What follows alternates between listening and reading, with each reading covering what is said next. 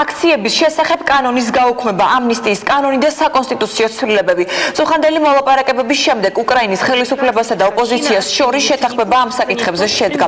შეხვედრაზე ოპოზიციის ლიდერები არ მისულან. ვიტალი კლიჩკო იანუკოვიჩის მთავრობაში რაიმე პოსტის დაკავებაზე უარს ამბობს.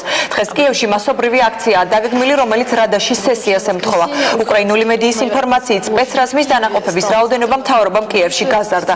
მემარჯვენე დაჯგუფებამ კი, რომელმაც 19 იანვარს გრუშევსკის აქციები დაიწყო, ხელისუფლებას დამოუკიდებლად შედგენილი 11 პუნქტიანი მოთხოვნები წაუყენა. ისინი დარბევის ორგანიზატორების დასჯასთან ერთად ცესკოს რეფორმასაც ითხოვენ.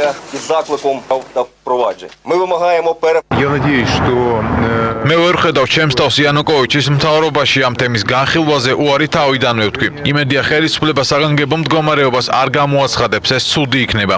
იანუკოვიჩი არ უნდა ცხოვრობდეს იმ თბილ საინფორმაციო კლიმატში, რომელსაც მას თავისი გარემოცვა უქმნის. აჯერებენ, რომ ყველაფერი კარგადაა, ეს არასწორი პოლიტიკის შედეგია.